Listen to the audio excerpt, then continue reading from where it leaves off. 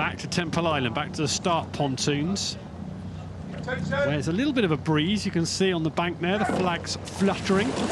And you're right, Cam, there's an element of crosswind about it, which just adds to the complexities, particularly on the buck station. They come off the island, the shelter of the island. And it looks like the message might have got up to the start, so the coach will be giving this in the briefing as you're departing for that paddle off to the start. The Dutch crew on the right-hand side of your picture taking a really nice line. Bucket rig, so you've got 2 oars in the middle on the same side. And they've got off to a lovely start into a very high rhythm. So if that message gets up to the start, it's just nose into the wind a little bit more than you might have done otherwise. Is that the plan? Well, if I was racing and coaching, I'd be looking at the live stream, I'd be seeing these races back. You're probably boating about half an hour beforehand, so these crews that are racing at 9:30 will maybe boat around 9. That message might have got up to the start. So how do you combat that crosswind now? As you come off Temple Island, you just have to steer into the wind a fraction, or? So you have a few options. Either you want to take your bets on making sure that your boat is lined up slightly into the wind, or you're just very confident on your steers person. So in the Dutch crew here that we're looking at, Lisanne van der Leegje, she's in the bow seat on the right-hand side of your picture. Yeah. She has the foot, and that foot will move, and that will control the rudder. In the smaller boats, like we've just seen in the singles and the doubles, there's no rudder. You're doing that all off pressure on the right and left-hand oar. Very level race here. Leander Club and Molesey Boat Club on the Berkshire station. Furthest away, there you are. You can see them with the stroke seat Imogen Cabot. I'm told this is an under-23 sort of development 4. By some way, actually. They're all 20 apart from Imogen, who's 21. So, but they will still be used to racing like this side by side down at Great Britain headquarters in Caversham on the lake. Got to draw on that experience now as they're right up there with the Dutch force. Yeah, the Dutch, this is the B boat for the Dutch in this particular event.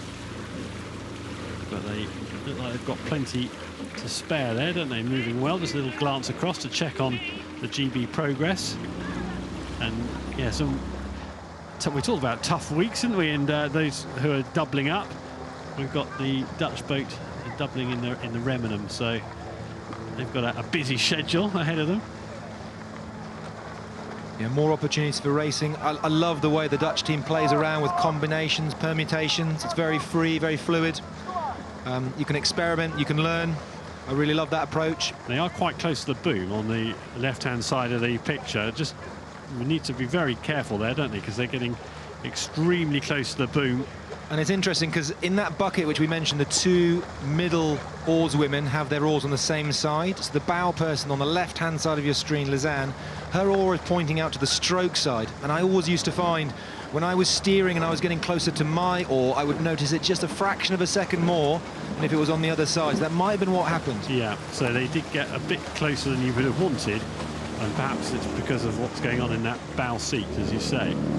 And it looks to me like Great Britain have just made a nice little move. They've increased that rate of striking. They just, to me, looks a little bit longer. They just seem to have found a rhythm that seems to be working a bit better for them. And I think they've actually just moved through this Dutch 4. Yeah, an important 100 metres of the race. They've definitely moved up level. And whether we get a response from the Dutch, but there you can see Imogen Cabot in that Leander and Molesey boat. The move took them up to level with the Dutch boat. There you are, and now gone past. And the Dutch boat look quite weary at this stage, don't they? I just wonder, you know, that steering we were talking about, I wonder how much that's playing on their mind. And it's happening again slightly, so there's a little bit more leverage on the bow seat. So what I mean by that is the person at the front of the boat, she's got her oar sticking out to the right on that stroke side. She has, just by physics, a little bit more leverage. So the harder she works, she can just pull that boat round. So she might be steering against herself as she's trying to put a bit more work down, working against that bucket on the left-hand side on the bow side. Yeah, Van der Leegje in the bow seat, in charge of the steering in that Dutch boat. And if I'm Great Britain, I'm liking where I am at the moment. The rating looks as though it's a couple pips lower than the Dutch crew. We're getting good distance per stroke and our bows in front. So this is a good position that we've put ourselves in. Now what we need to do is think about executing the last quarter, the business end. And the Dutch have got feisty again, haven't they? Just a little spurt whilst you were talking there, Cam, to give them the lead. But it's toing and froing the lead, and GB need to go with this shift from the Dutch, otherwise they might get rode out of it. They had definitely turned it round, haven't they? They got into the lead, and then Leander Molesey being asked to get back onto their side of the water because they've gone a bit central. The umpire there, you can see, inviting Leander Molesey to get back onto their side. What a race this is. Look how tight this is going to be. We're well past the midway point of the race now, and there's nothing in it. Well, to me, the Dutch are using rate, which is a great tool to be using. They're increasing that rate of striking. What I love about the right yellow Empacker and the Great Britain crew is that they are holding their length. And what that does is it allows for that increased rate of striking further down the course for the sprint. So I really love what I'm seeing from both crews. It's a terrific contrast in styles in every way, isn't it? The setup of the boats, and as you say, the rate and just how they're going about it. They're absolutely level, but there's lots of contrast here.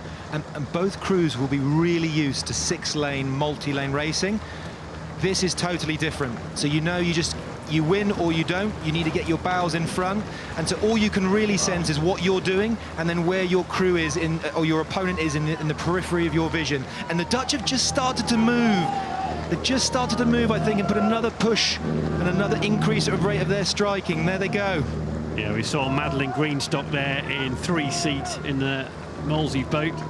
Looks like it's a bit of a strain now for them, but they're going to have to work hard, dig deep, and see if they can go with the Dutch boat, who have got a 3/4 of a length lead. Little glance across from the stroke seat, Van Arnold, to check on Leander's progress. They're still not being shaken off, are they? They're only, what, 3/4 of a length down? Well, they've been moved out to 3/4 of a length. So in that Leander Molesey combination, now is the time that we need to start our sprint. We can't wait for it, and they've just started. They've listened to us. They're going. Let's see what happens. Is it's down to about half a length. Well, they've got enough time if they can shift. The Dutch moving again, though, and they look like they've got enough of a grip on the race. They kept that lead to 3/4 of a length. There was just that moment that Cam mentioned where they hit turbo, and you thought, right, let's go, change a gear, but it's the Dutch, and we've got to keep an eye on Leander and Molesey, who have moved across the water again. The Dutch doing well, not too many strokes left. The Leander and Molesey boats staying in contention, but it's a length lead. Here's the finish coming now, and the Dutch heading towards those booms, and that was close as well again, wasn't it? That was very close, and it gave Leander and Molesey just half a chance. It was a really good race, 3/4 of a length, the margin of victory for the Dutch, but they came so close to a calamity right at the end with the boom on that left-hand side. And it shows the calibre of that experience in the Dutch crews, just sneaking that hull out with pace, with rate, and then holding that lead right to the line. And they've had to dig very deep there, give that everything.